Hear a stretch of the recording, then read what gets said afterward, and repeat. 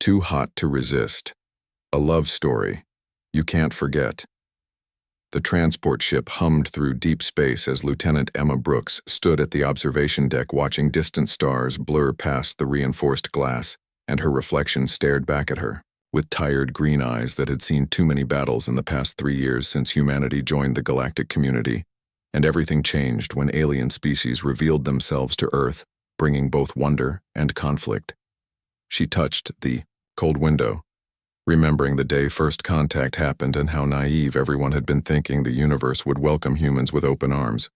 But instead, they found themselves at the bottom of a complex hierarchy where other species looked down on them as primitive newcomers who barely understood fusion technology, while others had mastered dimensional travel centuries ago. The door slid open behind her, and Captain Helen Rodriguez walked in carrying 2 metal cups filled with something that passed for coffee on this vessel, though it tasted nothing like the real thing back home on Earth where green fields and blue skies felt like a distant dream. "Now, tell me you are not brooding again," Rodriguez said, handing her 1 cup with a knowing smile that crinkled the corners of her dark eyes. Emma took the cup and sipped the bitter liquid while shaking her head, because brooding implied dwelling on the past, and she preferred to think of it as strategic contemplation about their mission to the neutral station orbiting the 3rd planet in the Kepler system, where peace talks between humans and the Zephyrian Empire would take place.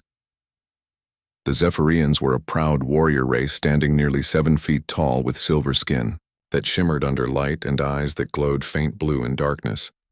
And their females were considered the most dangerous fighters in the known galaxy, with reflexes twice as fast as any human and strength that could bend steel with bare hands. Emma had never met one in person, but she had seen combat footage and read reports about their ruthless efficiency in battle, and how they viewed humans as weak creatures who relied too much on technology instead of physical prowess and honor, which formed the foundation of their entire culture.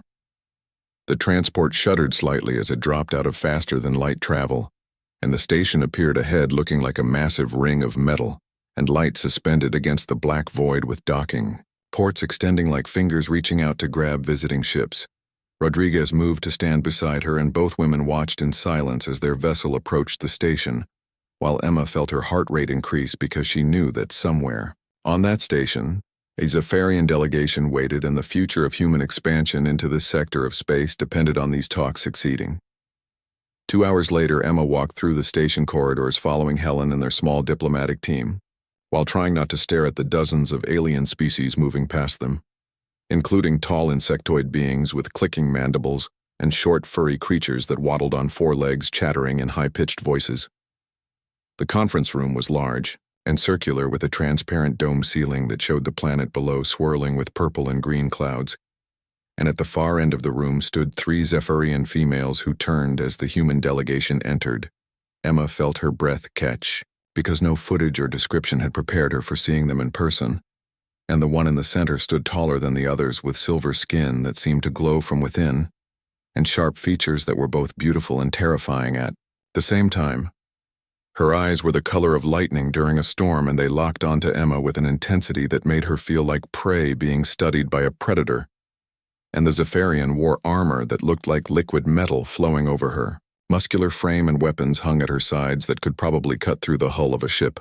"I am Commander Lyra of House Theron," the Zephyrian said in perfect English, though her voice carried a musical quality that human vocal cords could never reproduce, "and these are my advisors." Kira and Nyx Helen stepped forward and introduced the human team, while Emma tried to focus on the diplomatic protocols they had rehearsed for months. But she found herself distracted by the way Lyra moved with a grace that seemed impossible for someone so tall and powerful.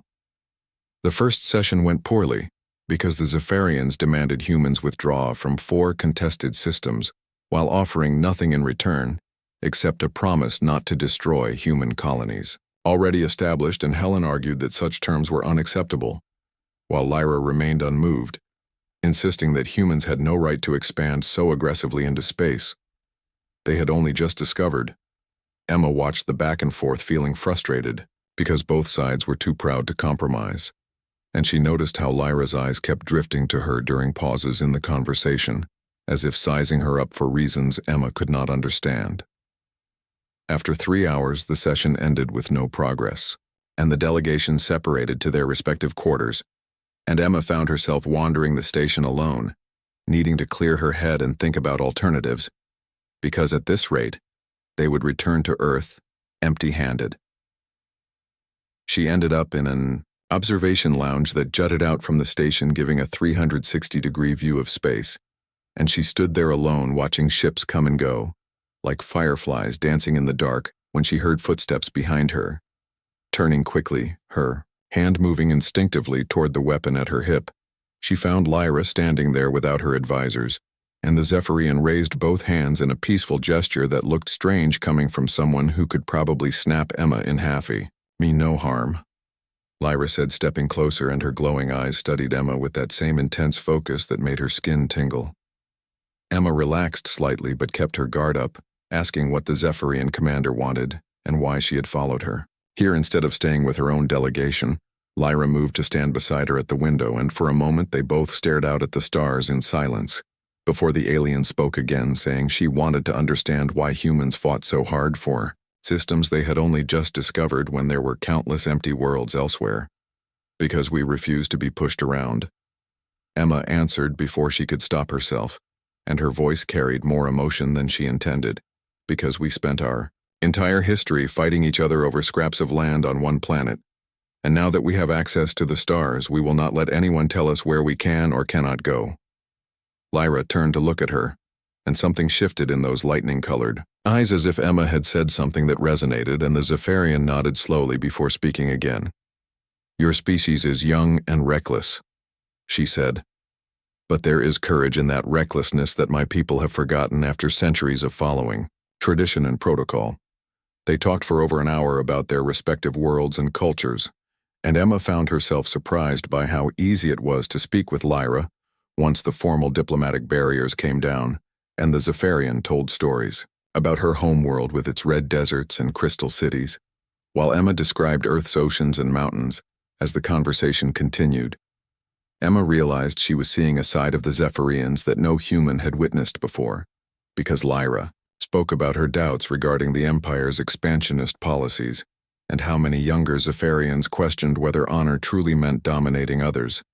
When they finally parted ways, Emma felt conflicted because she was supposed to see Lyra as an adversary, but instead she found herself thinking about the commander's laugh and the way her eyes softened when she spoke about her family. The talks continued for 3 more days, and each session remained deadlocked with neither side willing to budge, but every evening Emma and Lyra met in that observation lounge and talked about everything except politics, and Emma felt herself drawn to the alien warrior in ways she had never experienced before. On the 4th night, Lyra arrived looking troubled, and she told Emma that her superiors had ordered her to deliver an ultimatum tomorrow, stating that if humans did not withdraw, the Zephyrian fleet would force them out, and war would follow. Emma felt her stomach drop, because war between their species would be devastating and countless lives would be lost on both sides. But Lyra reached out and took her hand in a grip that was surprisingly gentle, despite the strength behind it. "I do not want war," Lyra said, and her voice was barely above a whisper. "And I do not want to lose what we have found." Here Emma looked up at her, understanding what the Zephyrian meant, because something had grown between them in those quiet evening conversations, and it transcended politics and species, and everything that should have kept them apart. They stood there holding hands while the universe spun around them, and Emma made a decision that could end her career, but might save millions of lives. "What if we proposed a joint colonization effort?" she said, speaking quickly as the idea formed, and humans and Zephyrians working together to develop those contested systems, sharing resources and knowledge. Lyra's eyes widened, and Emma could see her brilliant mind processing the implications, because such an arrangement had never been attempted before, and it would require both species to trust each other in ways that felt impossible. "But if we succeeded," Lyra said slowly, "it could change everything between our peoples." They worked through the night, drafting a proposal that balanced both species' interests, and when they presented it the next morning, both delegations reacted with shock and resistance. But Helen saw the wisdom in compromise, while Lyra's advisors, Eve